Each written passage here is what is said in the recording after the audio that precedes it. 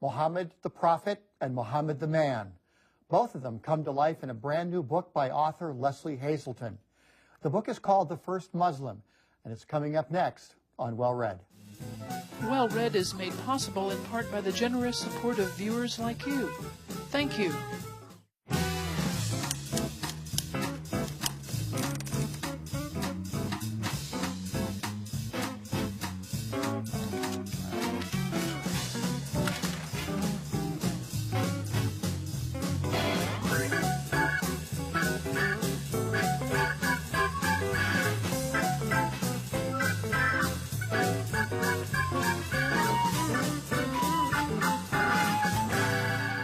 Hi, everybody. I'm Terry Tazioli. Thank you for joining us. In the West, many may know the name of Muhammad. Some even know he was the first Muslim and the founder of Islam, the Prophet. That's about it. Who was this man? Author Lesley Hazleton's brand new book, The First Muslim, The Story of Muhammad, takes on that question. And here she is, Lesley Hazleton. Thank you for being with us. Thank you for having me. And thank you for bringing this with you. Isn't it gorgeous? I love this cover. I do I'm too. Just amazed by it. I should put it up here so even the light catches it. It's great.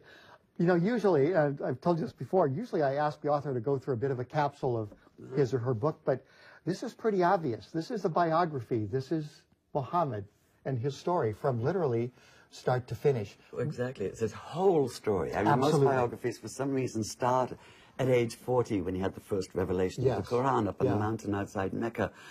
But they don't answer the question of, wait a minute, who was this man? What was he doing up? How did he get here? What happened in those first 40 years? Exactly. How could you know him if you didn't know that? So why? Why this book? Why did you want to write this book? Two reasons. The basic one, honestly, is frustration. Really? I'd read many biographies of Muhammad as a background for my previous book, which was about the Shia-Sunni split. But they were all kind of duty reads, sort of either they were written from a very pious Muslim point of view, or they were written sort of with, they really felt kind of dutiful. I mean, it was very, very easy to fall asleep with one of those on your chest. Exactly. I put a few of those only on my face. And this seemed to me a terrible thing to do to such a totally remarkable life.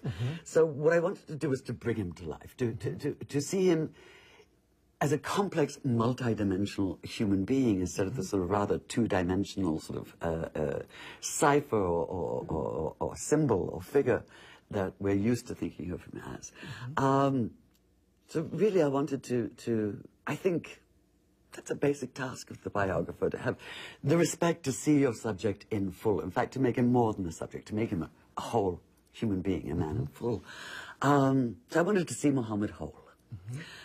But then the other thing is, I was kind of dismayed at how little, as you say, most of us in the West know about Muhammad. I mean, it tends to come down to one or two rather crude stereotypes, which is rather dismaying, to put it mildly, when Islam itself makes headlines practically every day, and when there's so many conflicting versions of, quote-unquote, the truth about Islam.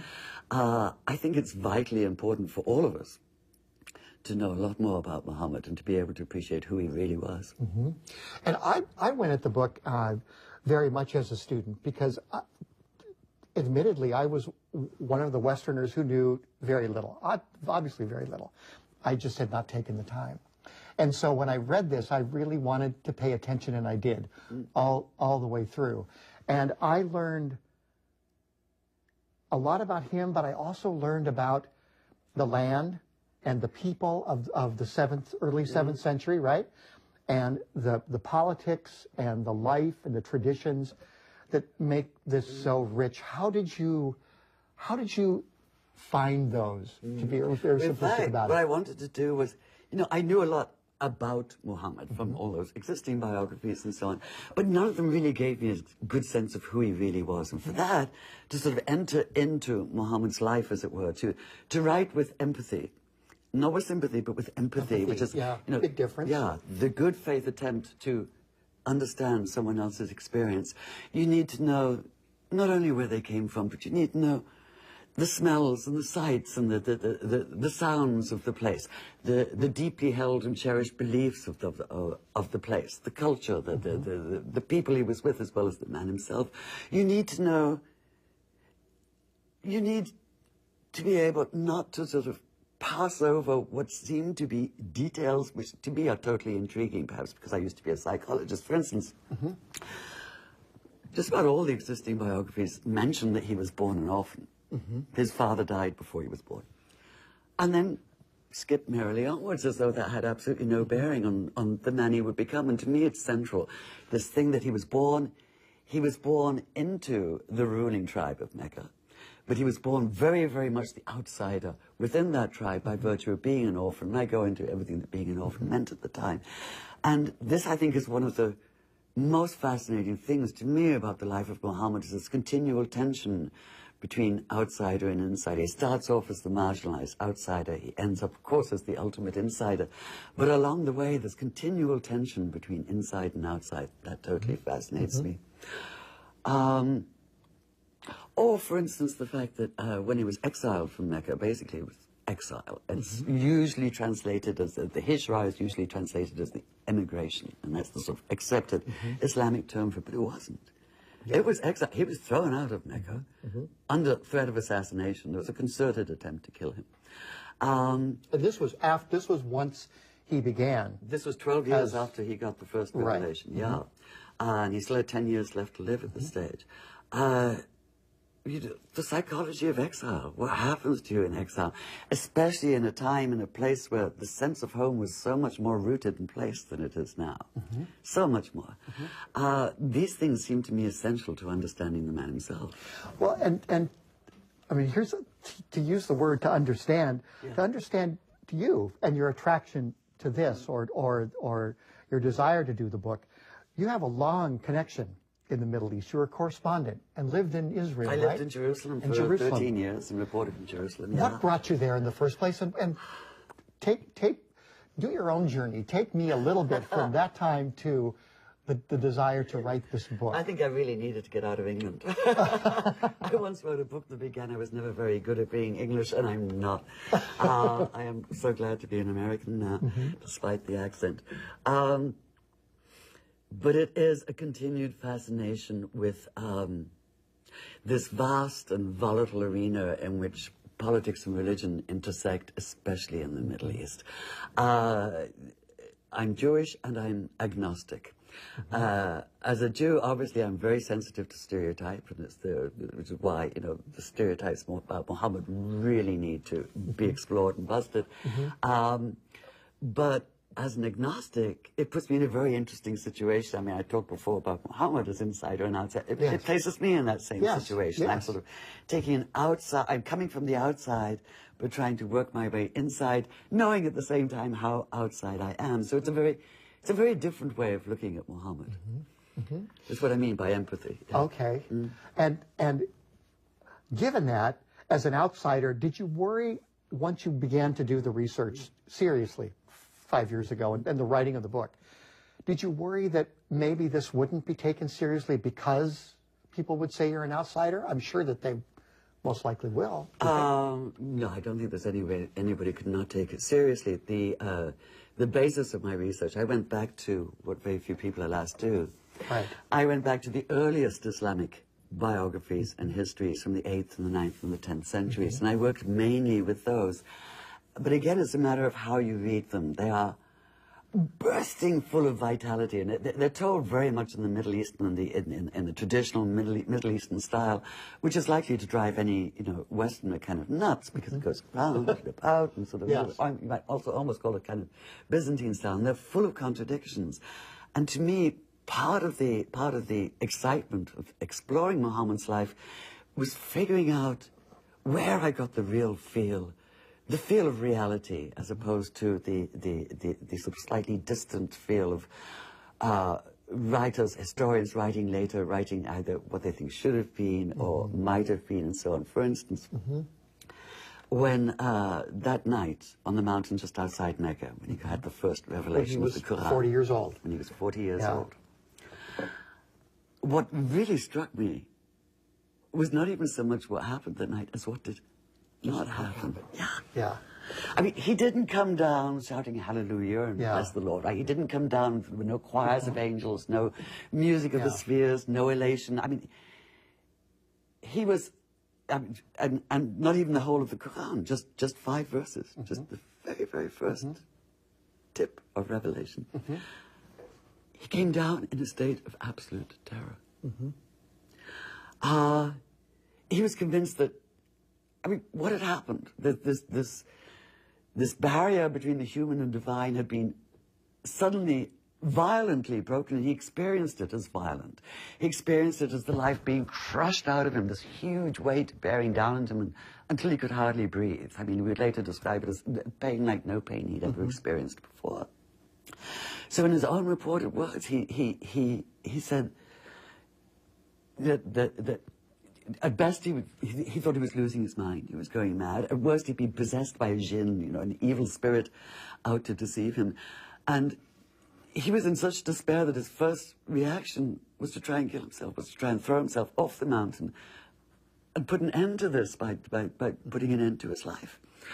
So he ran down in terror. And this, to me, smacks of absolute reality. It's the only sane reaction. It's the only human reaction to such an event. And it doesn't matter, basically, whether you believe that the words he heard came from inside him or from outside him, because the fact is clear that Muhammad himself experienced them, and that he did so with a force that would radically change both the sense of himself and of the world. So he comes down from the mountain. And as you say, this is a human being. He's terrified. So where, especially do our some modern day visions of this man or portraitures of this man having to do with the Avenger, with wielding a sword, where do they come from? The classic stereotype of Yes, and Muhammad. are they justified? What's striking, in fact, is that for the first 12 years after that first revelation, he maintained what I can best describe as a Gandhian stance, like Gandhi, of passive, non-violent resistance to threats, both verbal and physical, on him and on his followers. It's quite remarkable, and the man achieves considerable moral stature as a result of it. And this ended only when he was truly hounded out of Mecca, exiled from Mecca. And even then, there's... you can see that there's huge ambivalence in his mind about this whole question of taking up arms, to the extent that when, just 8 years later, Mecca falls to him, and the word in Arabic is the Fatah, which is usually translated as victory. It isn't. It means, in fact, it means opening. That was exactly what Mecca did. It was a negotiated surrender, and there were no more than about 12 casualties in it. But when they were going into Mecca, for instance, and these are the verses that are usually quoted by, Islamophobes, people trying to make out like Islam is, Muhammad was, the prophet of war and the great sword-wielding avenger and so on. He was asked by his followers, it's a sacred city, right? It was a sacred city before Islam.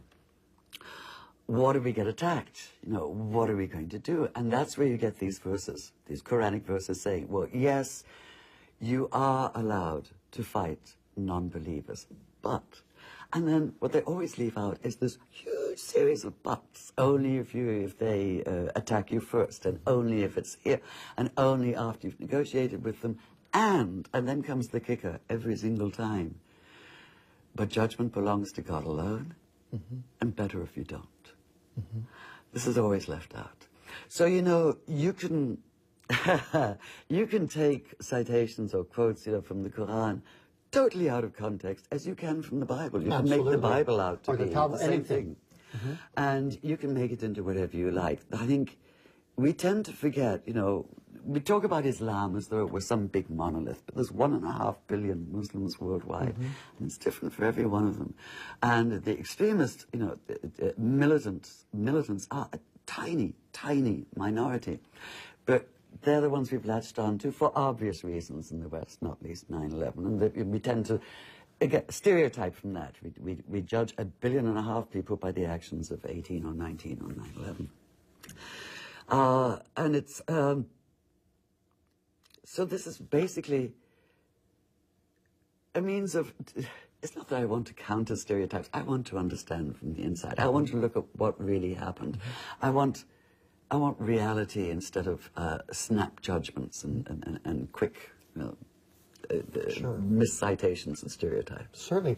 So in that arena, what did you think of Muhammad before you started the book, and what do you think of Muhammad now, having finished the book and the research?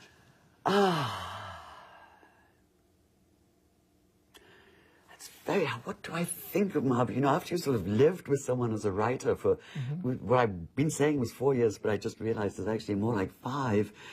It's very hard to step back and sort of, encapsulate it. He's, obviously I respect him. This is one of the most influential figures in all of history. It's a man who radically changed his world and is still changing ours. And so, in a sense, it's wonderful to have been able to gain some insight into him, and I hope even a lot of insight. In another sense, the truth is it's almost a relief, because that is such a huge presence to be living with, to get up every morning and to find yourself living halfway around the world and halfway around the world in time as well as space, in 7th century Mecca and Medina. It feels like, to my absolute astonishment, I think I was telling you earlier, I actually read through the book for the first time in 3 months, because I hadn't looked at it since I finished the proofing of it and so on. And last week I finally picked it up and read straight through it, as I would read somebody else's book with a pencil in hand, marking passages and so on and so on. And I thought, oh my God, I did it. I really did what I wanted to do. I made it real. He comes alive. He's a real person. And it was just actually a sense of amazement, of gratified amazement. Were you ever, in the writing of this, were there ever thoughts that this might be misunderstood or misconstrued, or were you ever afraid, or are you afraid that this book is out? We both know that what's happened mostly because of, well, in part caricatures of the prophet, but for other reasons that some of the people who've written about him are, an understatement, persona non grata. Are you worried about that? Well, I think if you truly respect your subject as a biographer, I think it shows. You certainly do not need to bend over backwards saying how much I respect and how much, etc.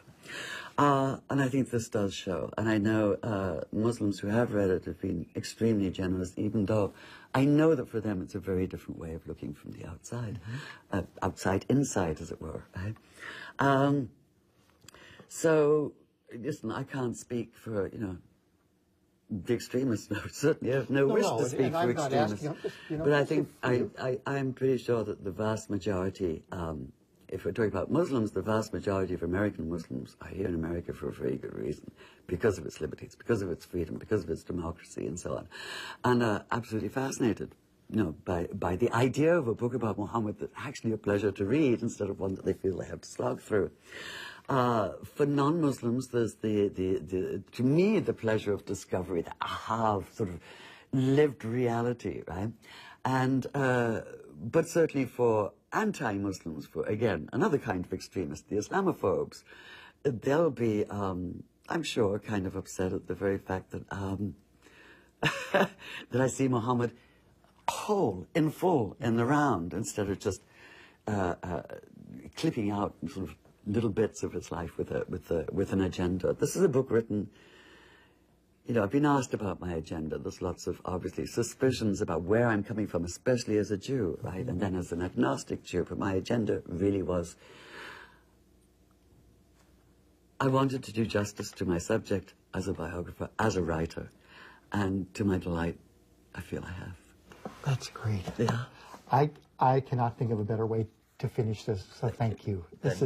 It's a pleasure to have you here, and it's a work, and I wish you lots of luck. Thank you. So thank you for bringing this to us today. And thank you all. Stay with us. Marianne Gwynn is up next with a lot more book recommendations.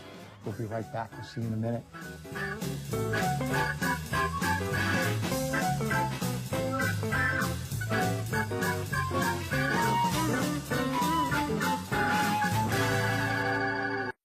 Welcome back, everybody. Lots more to talk about today, and none better than Mary Ann Gwynn to start that conversation.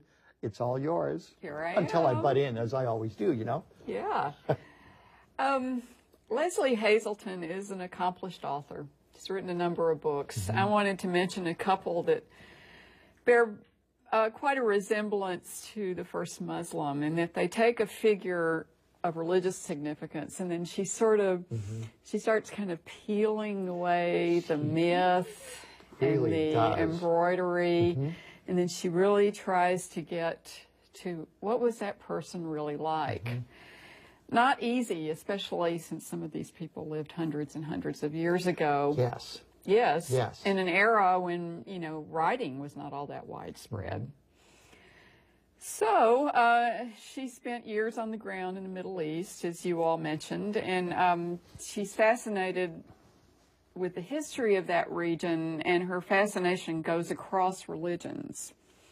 To wit, one of her books that I really enjoyed was called Mary, a flesh and blood biography of the Virgin Mother, which was none other than Mary, the mother of Jesus. Yeah. She painted a vivid picture of the life and times of Mary. And you read that. You've read this book, right? I did. Yeah. I did. And like this book, she really makes you see what life must have been like through the eyes of a young woman from a small village who probably gave birth really young, in her early teens. You know, the sights and smells of Judea, the day-in, day-out routines of village life, and what life under the Romans was like. Because if you studied your Bible history, you know that that whole area was under Roman rule at the time. Mary was the mother of a man who was essentially a revolutionary in the Roman eyes, and not a comfortable spot at all. Anybody who knows the story knows, but very interesting book. Lesley has also written a book that I haven't read, but I would like to sometime. It's about Jezebel, another biblical personage whose name now carries connotations as kind of a racy woman. But You know, that may be a book that could become like a key buzzword between us. Have you read Jezebel yet? I read Jezebel. And we'll just do it every once in a while on the show. Okay. Please, continue. All right. Well, let's get back to the world of Islam. Her book prior to this one was called After the Prophet, the epic story of the Sunni-Shia split in Islam. So, and of course, she covers some of this material in this book. But after Muhammad's death, he died without having clearly designated a successor. That's right. And that's where it all began. There was a power struggle, and it would eventually split Islam into two camps, and those camps persist today. And the split between the Sunnis and the Shias really drives a lot of Middle Eastern politics in ways that have implications for all of us. So after I got through these books, I thought, you know, I really don't know enough about this topic. I know very little, in fact. Yes. So Well, hey. I looked up a couple of other books. One that comes highly recommended by Lesley Hazleton. It's called No God But God, The Origins, Evolution, and Future of Islam by Reza Aslan, who is an Iranian-American professor at the University of California at Riverside. The reviews said that this is a very well-researched book and devotes several chapters to Islam in the contemporary world. But what really perked my ears up was when somebody said, miracle of miracles, it's actually pretty fun to read. So that's what we're looking for, This right? is what we're looking for, yes. Right. Yeah. So he writes about Islam as it looks toward the future, like as in our world. In that world, there's greater literacy, there's enhanced communication. You can communicate instantly with people now, for good or ill. And in many cases, a rising standard of living, which has, you know, provokes its own split from people, you know, the haves and have-nots, just like in our society. So it's supposed to be a very good book. Great. Okay. One more author. My list is growing. I wanted to mention. started out life as a Roman Catholic nun. The great British author and scholar Karen Armstrong, who has become one of the world's foremost writers on comparative religion. As you know from reading The First Muslim, I mean, one of the first people to recognize Muhammad as a potential prophet was a Christian monk, right? Exactly. Out there in the desert. Exactly. And that fascinates Karen Armstrong, the intersection of the religions in this part of the world. She's written a couple of books on Islam. Islam: A Short History is about 200 pages, which might be a good place to start. Another really interesting book she has written that I would like to read is called The Battle for God: Fundamentalism in Judaism, Christianity, and Islam. We think of fundamentalism as something that's primarily affected Christianity, but in fact, it's affected all world religions as the rise of science has caused people to react and look for a more literal truth in religion.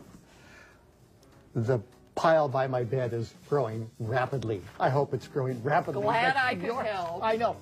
Thank you. Or you're welcome. I'm not sure. You're welcome too. Thank you for joining us. We will see you next time on Well Read.